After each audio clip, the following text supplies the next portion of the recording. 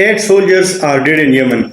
50 more died in a day earlier, and in direct response, three of the most powerful Muslim majority nations on earth just signed a pact that one analyst is calling a different security architecture for the entire Middle East. This is bigger than a single alliance. Here is why. Let's start on the ground in Yemen. Houthi forces claimed an attack on a military camp known as San al-Jinn, held by Saudi-backed Yemeni government forces in Marib province. A Yemeni military source said 8 personnel were killed.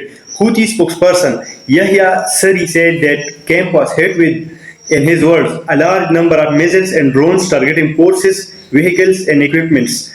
This came just a day after separate Houthi shelling hit residential neighborhoods and displacement camps in Marib city itself, killing at least 2 civilians and injuring about 14. According to Yemen's health minister, and Sari made a pointed threat afterward. The Houthis will keep targeting any Saudi-backed troop building or allied forces maintaining the blockade on Yemen. Here's detail that adds real texture to this story.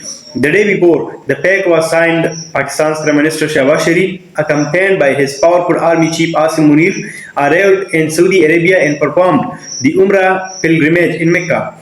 Turkish President Erdogan then traveled in separately to meet Crown Prince Mohammed bin Salman.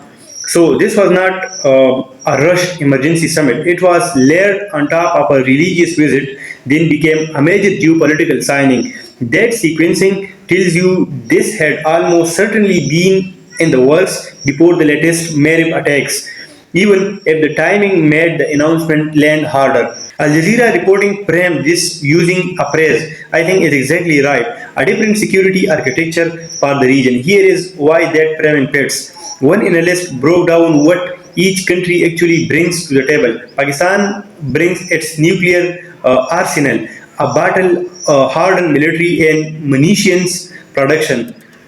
Turkey brings advanced drone and munitions system as a NATO member, and Saudi Arabia brings the economic power to fund all of it. That's not a symbolic alliance, that's a functional military industrial partnership.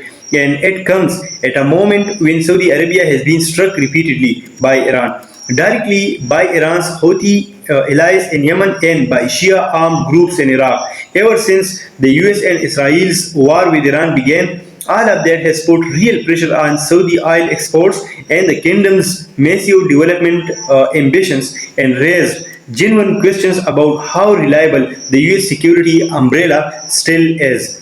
This pact is already causing ripples beyond the three signatories. Iraq's Prime Minister met with Saudi Arabia's intelligence chief to coordinate on regional security and explicitly said Iraq will not allow its own territory to be used to launch attacks on any other country. A clear signal Baghdad wants to avoid getting pulled into this expanding alignment. And there's a longer memory worth bringing in here. Pakistan and Saudi Arabia's defense relationship isn't new. It goes back decades, partly rooted in Pakistan's commitment to help defend Islam's holiest sites in Mecca and Medina. What's new is formalizing it this explicitly and expanding it to include Turkey at a moment when the region genuinely feels less certain about outside protection. So, real soldiers dying in Yemen, a religious pilgrimage that turned into high-stakes diplomacy, and a pact that analysts are already calling a genuine shift in how the Middle East organizes its own security. Iraq staying cautious on the sidelines tells you not every regional power is ready to pick a side yet either. I'll keep tracking how this alliance gets tested. Subscribe if you want the next update, and tell me in the comments, do you think more countries eventually join this pact? See you in the next video.